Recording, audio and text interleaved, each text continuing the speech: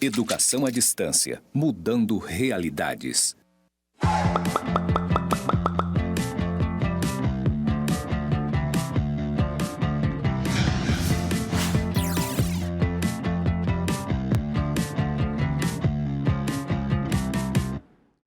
Olá, tudo bem?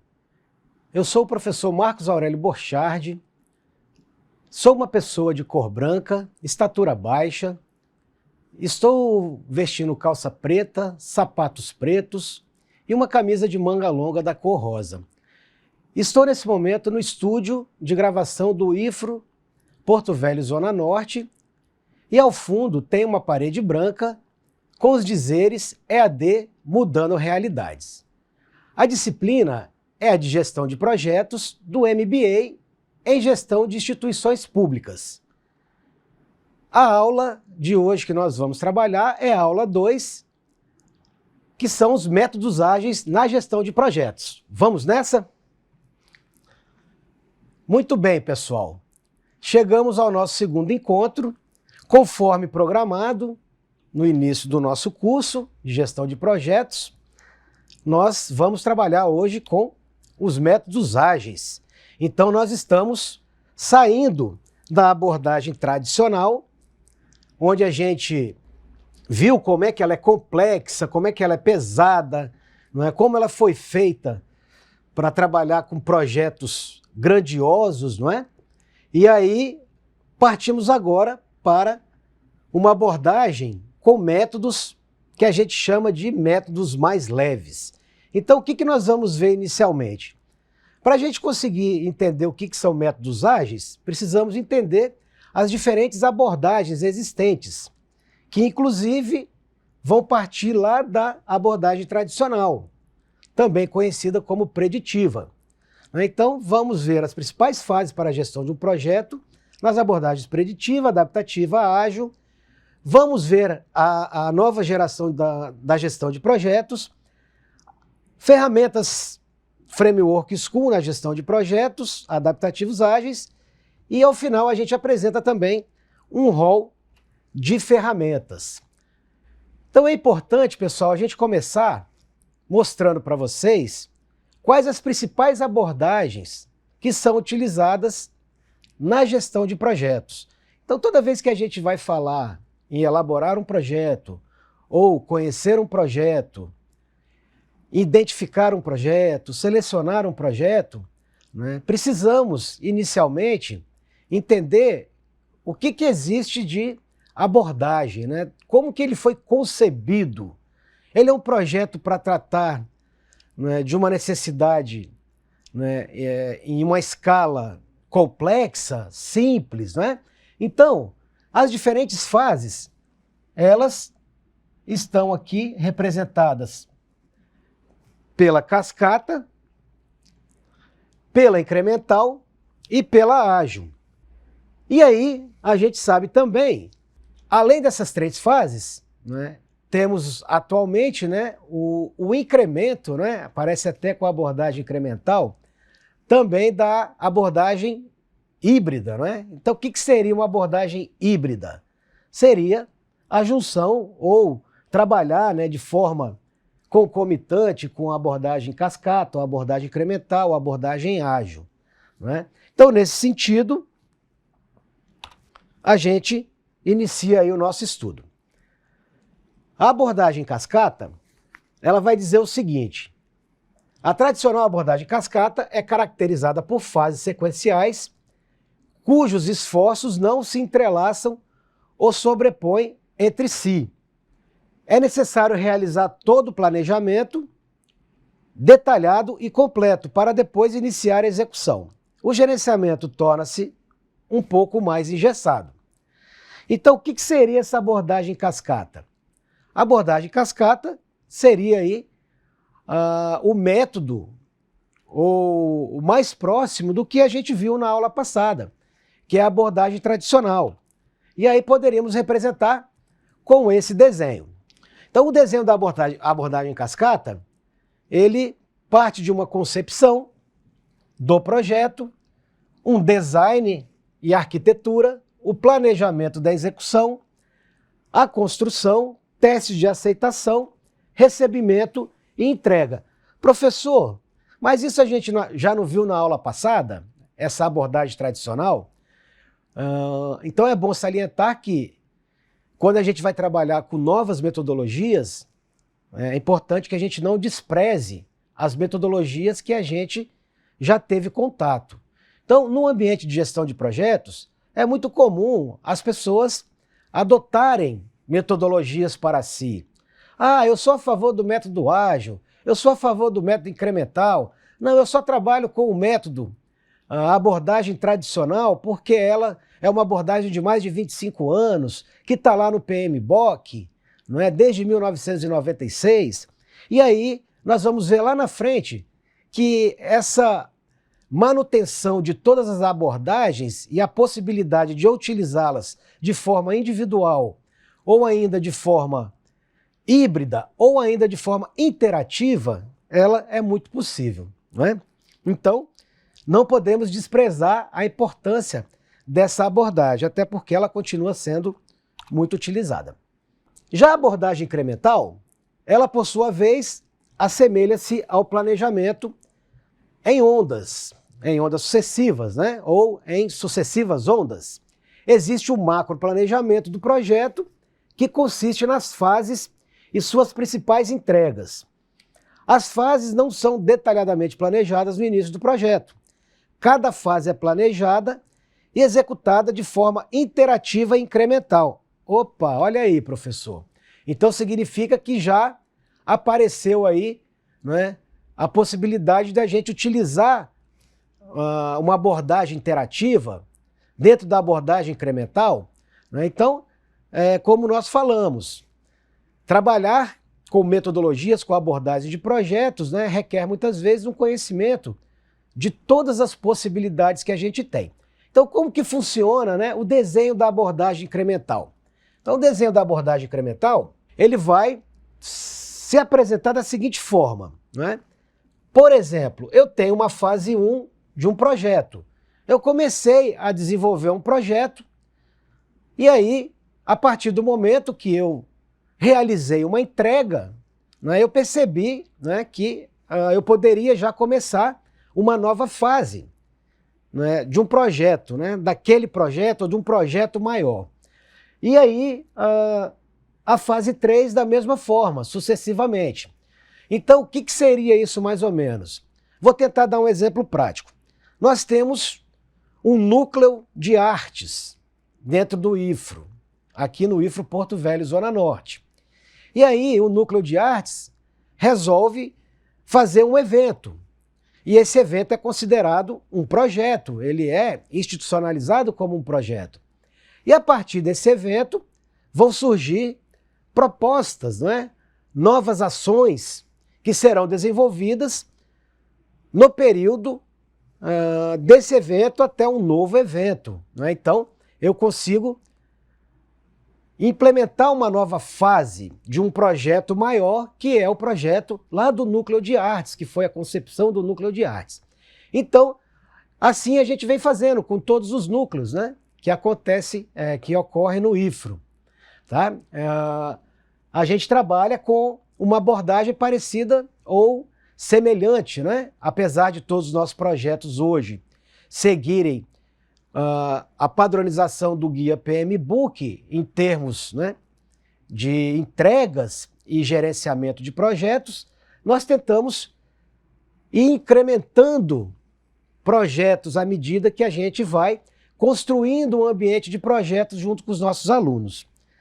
Legal, não é? Então o IFRO ele é muito bom em fazer projetos, em desenvolver projetos com a sua comunidade. O que é o Manifesto Ágil?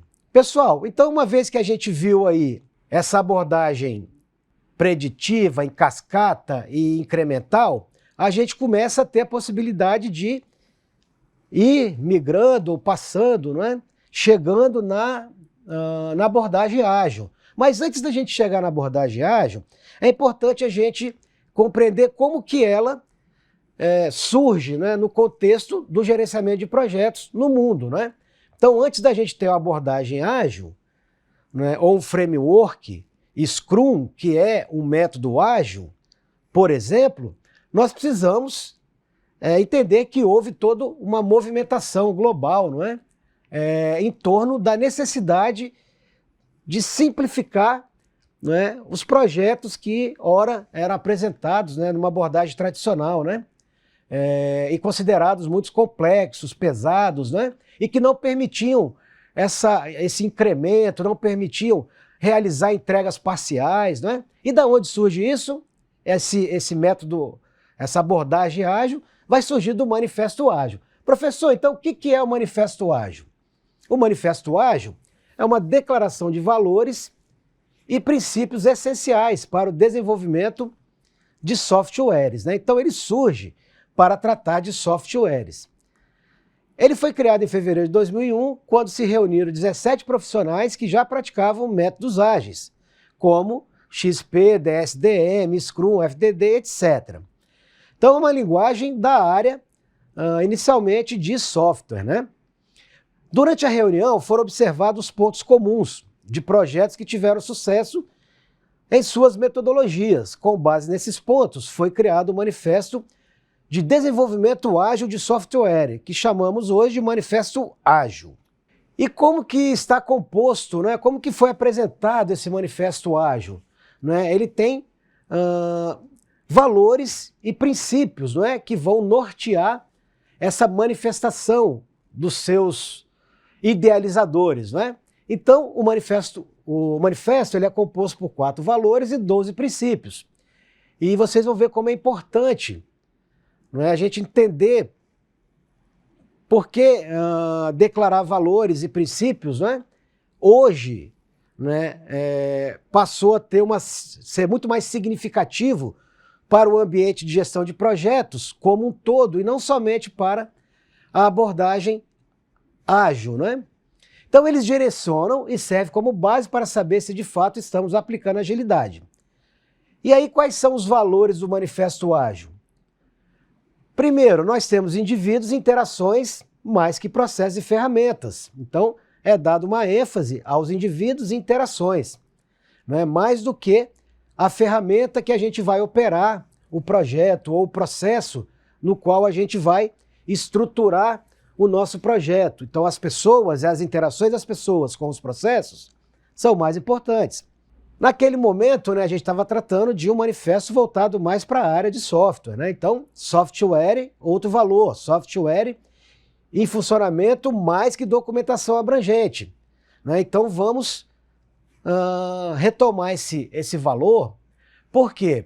Porque o pessoal que trata com software, né, o pessoal da área de TI, de tecnologia da informação, eles perceberam que os guias, por exemplo, o guia PMBOK, né, ele trazia ali uma extensão muito grande em termos de exigências, né? A gente viu que na 6ª edição do guia PMBOK, a gente tem quase 700 páginas, né, em média. Nós temos 49 processos, nós temos 10 áreas de conhecimento. Então, tudo isso torna a gestão do processo muito engessada, não é?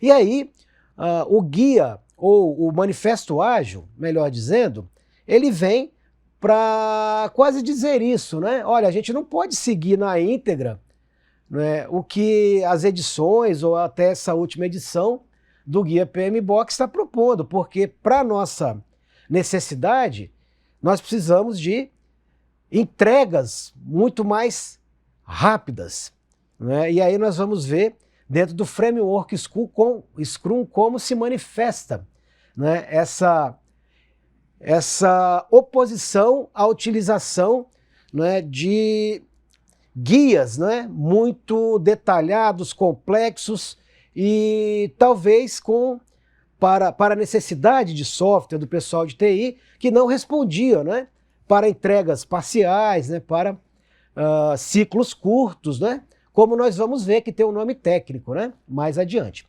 Tá? Então, um outro valor é a colaboração com o cliente, né? Ao invés de mais negociação e contratos.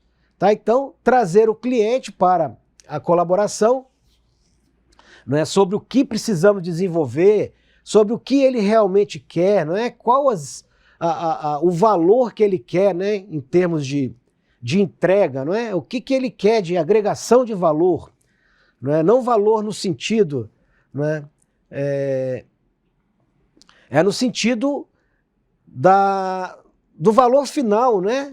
de dinheiro, por exemplo, não é? de resultados, não é? Que ele espera com o incremento, que ele espera com o produto que ele vai receber dos gestores de projeto.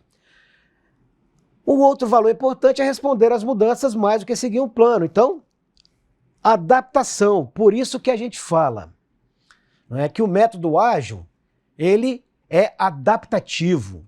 Né? Então, o Manifesto Ágil, ele vem para trazer uma nova visão no mundo, nas abordagens de projeto. Né? Além da abordagem em cascata, a abordagem incremental, nós temos uma abordagem adaptativa e ágil. E quanto aos princípios do Manifesto Ágil? Nossa, professor, são 12 princípios. 12 princípios que foram importantíssimos, né, para que nesses últimos mais de 20 anos, a gente pudesse ter hoje 2 guias importantes, né, para a gestão ágil de projetos, né, que é o próprio Scrum Guide, né, ou Guia Scrum, e o próprio Guia PMBOK, como vamos ver um pouco mais adiante.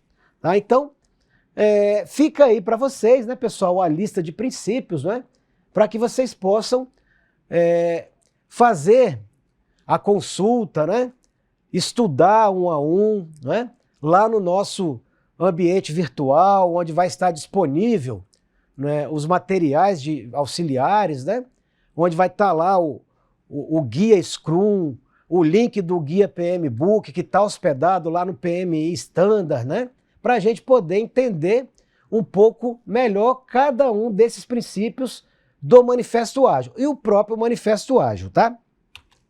E aí, vamos dando sequência e a gente coloca a seguinte pergunta, não é? Ser ágil ou fazer ágil? Nessa evolução de abordagens, não é? Eu preciso ser ágil ou eu preciso fazer projetos de forma ágil? Então vamos ver o que o nosso querido desenho, não é?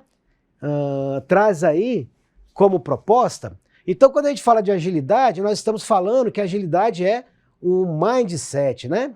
Ou seja, ele está dentro da nossa mente, não é? Quando eu quero ser ágil, eu preciso estabelecer, né, que agilidade é essa, né? Ou o que é que eu preciso desenvolver em termos de projeto. Então tem 2 formas da gente tratar esse mindset, não é? A gente pode ter um mindset fixo e um mindset voltado para o crescimento, não é? Então costuma-se dizer que as pessoas que têm um mindset fixo, não é? Eles não costumam andar muito no projeto, né? Eles não estão propensos, né, a mudanças. E já o pessoal que tem o mindset de crescimento seriam aquelas que têm uma programação mental, não é? Consegue trabalhar, não é, pelas mudanças, né, se adaptando a cada necessidade. E aí o que cabe a esse pessoal? Mobilizar o pessoal que se considera, né, de mindset fixo, para que eles possam também deixar de ser fixo ou nunca tratá-los assim, né, como um mindset fixo. Porque o que é importante aqui? O importante é a gente lembrar, não é, que ser ágil ou fazer ágil está baseado nos valores do Manifesto Ágil, fundamentado, não é, pelos 12 princípios do Manifesto Ágil, e aí manifestado através de diversas práticas diferentes, né? Então eu posso ir tanto de um lado como do outro. Eu posso tanto iniciar o meu processo, né, com diversas práticas, né, diferenciadas, conhecendo diversas práticas, e aí estabelecer, né, os princípios, os valores, e aí definir meu mindset. Ou a partir do meu mindset, eu ir agregando, né, quais são os valores que a gente quer trazer, né? Os princípios, e aí quais as ferramentas, né? Ou quais as práticas que a gente vai desenvolver para atingir aquela necessidade, aquela entrega. Então vamos lá, pessoal. O que seria a abordagem ágil? As abordagens ágeis surgiram a partir de metodologias de desenvolvimento de software. Né? Então existem vários frameworks, dentre os quais se destaca o Scrum. Então o foco das abordagens ágeis é no desenvolvimento, a partir de um backlog ou conjunto de requisitos. O desenvolvimento ocorre ao longo das sprints, que não são unidades básicas do Scrum. Então, sprints são intervalos de tempo para execução incremental do projeto, produzindo entregas parciais de maneira progressiva. Que legal, professor! Olha só, gente, que desenho bonito, não é? Chegamos no desenho do framework Scrum. Então, o que representa o método ágil? O método ágil, né, hoje, as metodologias ágeis têm um significado muito forte a partir do Manifesto Ágil, né, que foi descrito, que tem um guia que foi atualizado em 2020, que é o guia Scrum, que vai definir qual é o funcionamento do framework Scrum. Então, de uma abordagem, a gente chega em um framework. E aí, ó, como que esse framework vai funcionar? Nós temos a visão do produto, que é estabelecida por alguém, né? Então, nós vamos ver quem é que estabelece a visão do produto. Ah, é alguém que tem uma visão estratégica? Pode ser, né? Mas nós já vamos adiantar aqui, dar um spoiler para vocês, que é o dono do produto. Ele é visto como dono do produto, o Product Owner, né? E aí ele vai definir, né, quais que são os backlogs, né? Ou Product Backlog, que precisa ser, ou qual a meta que precisa ser entregue, né, ou perseguida. E aí, isso tudo vai entrar no grooming, não é? Esse grooming vai ser mais ou menos uma seleção daquilo que é essencial, importante, ou que deve entrar primeiro no Sprint Backlog, né? Esse Sprint Backlog seria as funcionalidades, né, dentro de um intervalo de tempo que é definido no sprint total, né? Então, o que eu vou entregar na primeira semana, na segunda semana, se o nosso sprint for de 2 semanas? O que eu vou entregar, né, para o nosso cliente na terceira semana, se o nosso sprint for de 3 semanas? Então, quando a gente fala de desenho do framework Scrum, a gente também está tendo a possibilidade de verificar que os sprints geralmente são trabalhados, né, em períodos curtos. Né? Então, o tempo de execução do projeto ele precisa ser muito rápido. Não rápido ao ponto da gente entregar qualquer funcionalidade ou qualquer, né, incremento ou qualquer parte feito de qualquer forma. Não. Isso é tudo testado, são feitas reuniões diárias, né? Reunião de um dia, é a nossa reunião diária, ou daily, né? Scrum. E aí a gente tem as nossas revisões e nós temos também as retrospectivas até que a gente entregue o produto ou funcionalidade, né?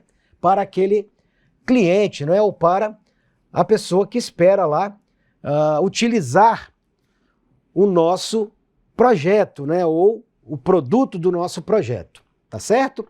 Funcionando. Tá? Então, eu posso entregar parcialmente, posso ter isso aqui se repetindo, não é? Ou a gente pode concluir o projeto em num só sprint, né? De 1 mês, por exemplo. Então, o que é o Scrum? De acordo com o Scrum Guide, né, que é o guia Scrum, é um framework para desenvolver e manter produtos complexos. Então, não é só para simplificar, né? É para a gente manter produtos complexos que muitas vezes precisam ser tratados em partes, devido ao seu tamanho, devido à sua complexidade, não é? Ou ao tempo que leva para você entregar, né, todo o projeto, né, na sua totalidade. Possui definição, papéis, eventos, artefatos e regras, né? O Scrum é um framework dentro do qual pessoas podem tratar e resolver problemas complexos de modo adaptativo enquanto procuram entregar produtos com o mais alto valor possível, né? O mais produtivo e criativo possível, sempre visando a satisfação do cliente. Então, o Scrum, ele tem esse objetivo de entregar satisfação, né? De entregar aquilo que o cliente realmente necessita.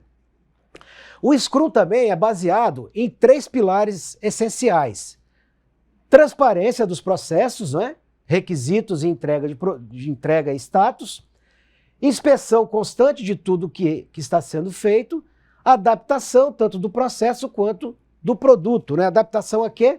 Às mudanças. E aí, pessoal, o guia Scrum, né? Ele traz aí a mensagem, né, em 2020, dos seus idealizadores, né?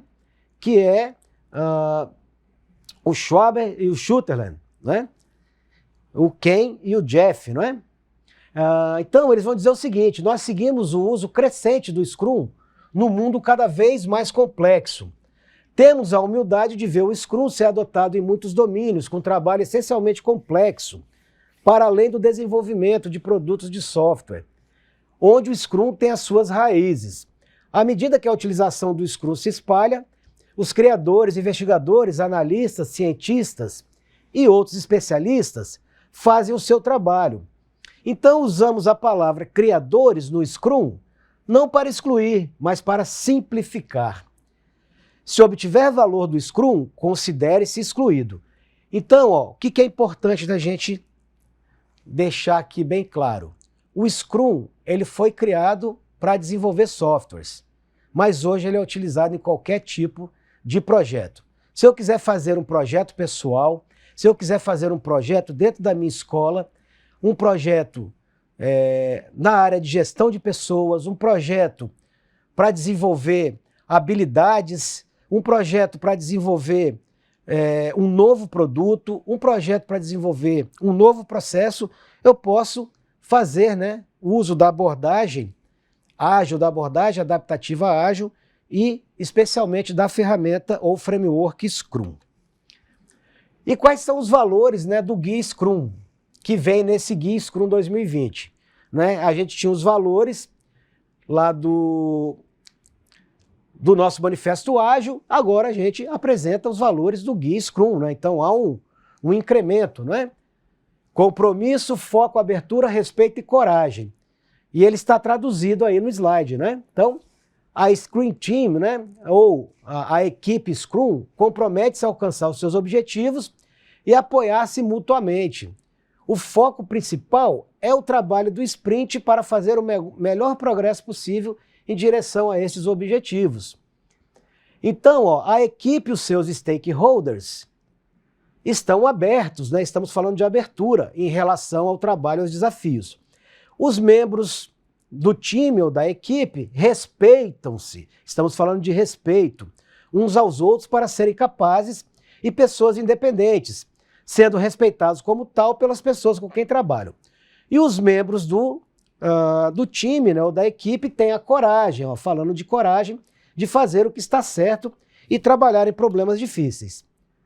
E aí nós chegamos na definição do Scrum, não é? Então o Scrum é a estrutura leve que ajuda as pessoas, equipes e organizações a gerar valor através de soluções adaptativas para problemas complexos. Então, em poucas palavras, Scrum requer um Scrum Master, um Product Owner, a Scrum Team ou equipe, né? Scrum, e aí o que elas vão entregar, desenvolver. Então, a gente consegue aqui no 353 do Framework Scrum, né, mostrar como que a gente apresenta, né, ou trazer aí quais são os componentes, né, do time Scrum, os eventos, né, que vão estar envolvidos e os artefatos, né, que são aquilo que precisa ser concebido, né, pelo time dentro dos eventos. Então nós temos Scrum Master, Product Owner, e os developers, que é o time de desenvolvimento, né? O Product Owner é o dono do projeto, o Scrum Master é aquele que faz a ligação, né, entre aquilo que o dono do projeto concebeu e aquilo que precisa ser desenvolvido pelo time, pela equipe. Os eventos estão aqui descritos, né, que é Sprint Planning, que participam tanto o Scrum Master como o Product Owner, como o time. As sprints, a Daily Scrum, a Sprint Review e a Sprint Retrospectiva. E os artefatos, né? Nós temos o Product Backlog, que é a meta do produto, a Sprint Backlog, que é a meta do sprint, e o incremento, que é a entrega final, é a definição de pronto. E essa entrega, ela pode ser parcial ou total.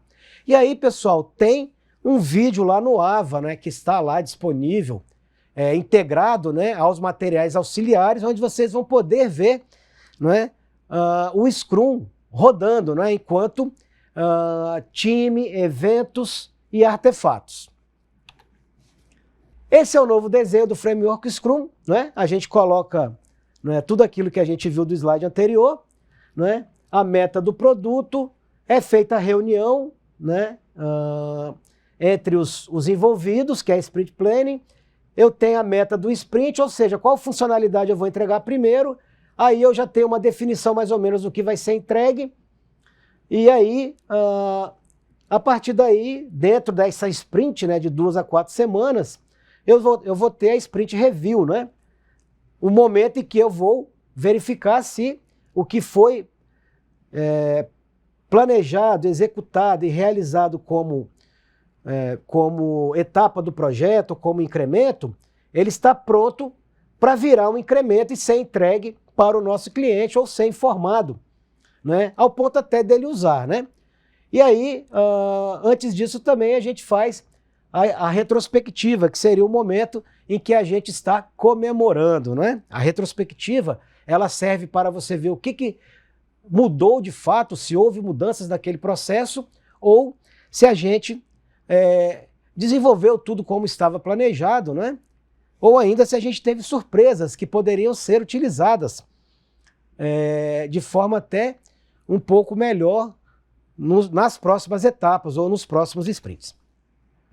E aí, pessoal, temos mais um vídeo lá no nosso AVA, né? Onde eu vou pedir que vocês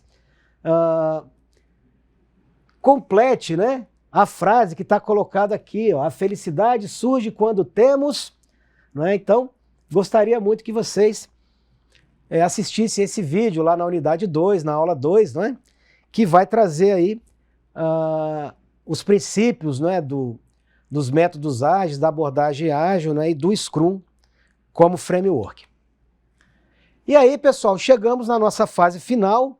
Na aula passada falamos do PMBOK, né, do PMBOK, e aí mostramos os 49 processos, bem rapidamente, e as 10 áreas de conhecimento. E agora nós temos inovações, né? O PMBOK agora ele está na sua 7ª edição e ele traz algumas inovações. Ele foi lançado em 2021 e atualizou o foco do Guia Padrão de Gerenciamento de Projetos, né? Ele inovou ao basear-se em princípios e não processos, como na versão anterior. Então, aqueles 49 processos, né, e 10 áreas de conhecimento viraram princípios, né, e domínios, que a gente vai ver aqui tão logo. Colocamos um slide aqui com a evolução, né, do Guia PMBOK desde 1996. Ele começa com 9 áreas, 37 processos, e aí chega na sua 6ª edição com 10 áreas e 49 processos. E aí o mais interessante, ele passa a ser um guia que vai sendo adicionado de muitas páginas. Ele pula de 172 páginas para mais de 700 páginas, né? E o que tem de novo na 7ª edição? Que ele abandona as áreas de conhecimento e os processos? Não. Ele passa a tratar como domínios, não é? E princípios. Então ele traz 8 domínios e 12 princípios, mas ele não abandona as edições anteriores, tá? E é por isso que, quando a gente falar da 7ª edição, é algo que ainda está sendo estudado pelos gestores de projeto, pelas empresas, pelas companhias, não é? Pelas instituições, no sentido da gente acreditar que o PMBOK agora também é uma metodologia ágil, né? Ou uma abordagem ágil. Ela deixa de ser tradicional e busca agilidade. Então, a necessidade de uma nova edição surgiu após o fornecimento de um feedback de uma comunidade global de profissionais de diferentes indústrias e organizações, em diferentes papéis, em diferentes projetos, sob versões preliminares do padrão, e chegou a 4 pontos principais.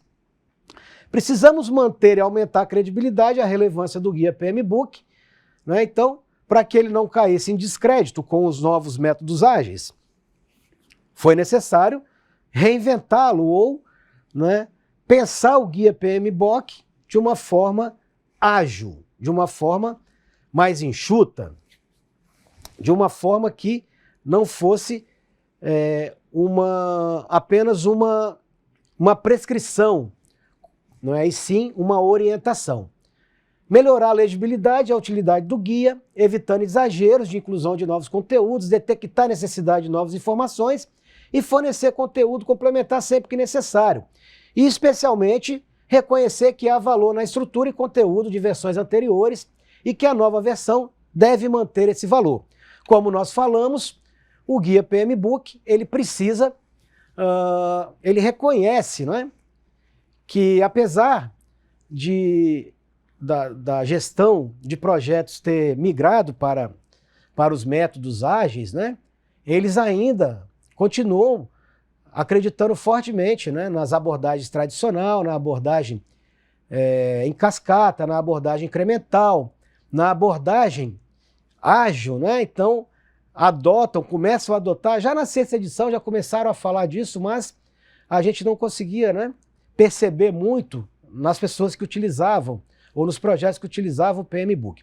E aí, nós temos essa transição da 6ª edição do guia para a 7ª edição. Então, como que a gente faz isso? Não é?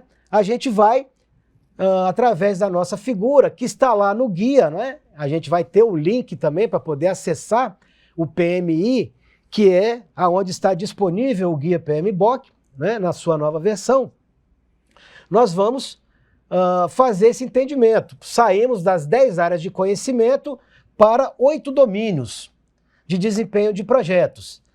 E de um padrão de gerenciamento de processo de projetos composto por 5 processos, como iniciar, planejar, executar, controlar e encerrar, para um padrão de gerenciamento, né, com princípios de gerenciamento de projetos, né?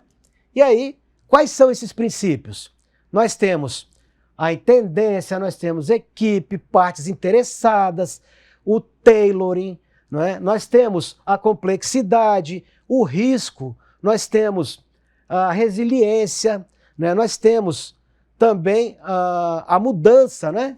A adaptabilidade. Então, é importante, pessoal, a gente fazer a seguinte reflexão, antes que a gente, né, prossiga aí para o nosso slide posterior, é que o objetivo do guia PMBOK, né, é mostrar-se, né, um guia que não trabalha mais por processos e área de conhecimento, mas sim por domínios e por princípios, assim como nasceu o Scrum, assim como nasceram os métodos ágeis.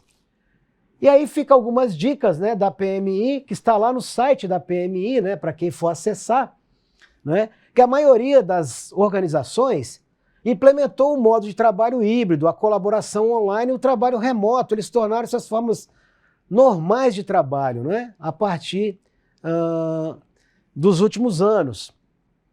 Então, organizações inteligentes veem a mudança como uma oportunidade de aprimorar sua vantagem competitiva. Para gerenciamento de projetos, a computação em nuvem oferece um nível completo de colaboração e compartilhamento de informações. E os aplicativos baseados em nuvem cobrem todo o espectro de gerenciamento de projetos, desde reunião de equipe, gerenciamento de portfólio e projetos até inteligência de negócio. Então, onde nós queremos chegar aqui agora com as falas de Malong Dong, né? Ele vai dizer o seguinte, olha, além disso tudo, fiquem atentos para a inteligência artificial. Então nós estamos vivendo hoje, não é? Essa invasão, não é? Do nosso pensamento sobre o incremento, não é? Ou sobre essa tecnologia que vem sendo disponibilizada, chamada inteligência artificial, de várias formas, não é? E aí, fica aí a dica, não é? Para a gente começar a pensar como que a gestão de projetos vai encarar a IA, vai encarar a inteligência artificial. Nós vamos encarar como um risco, como uma oportunidade ou como algo que pode ser trabalhado, não é?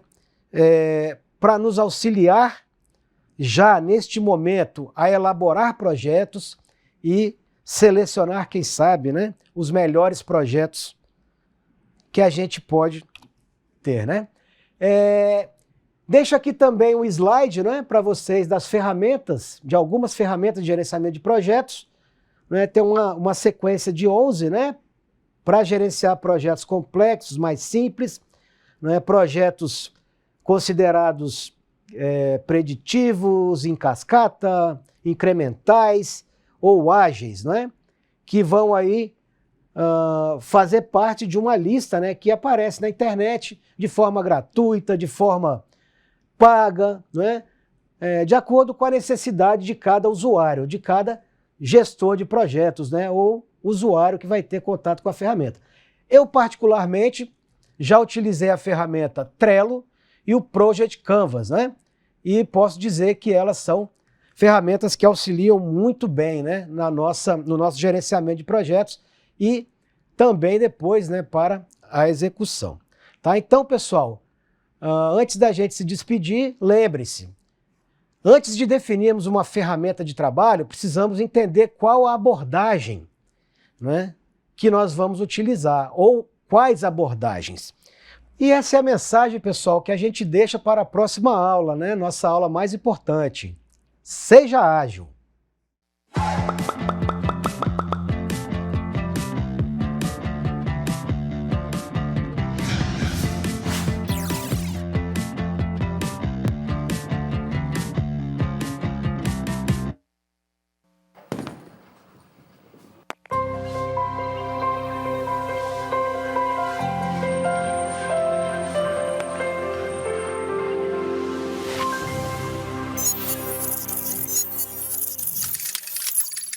Educação à distância, mudando realidades.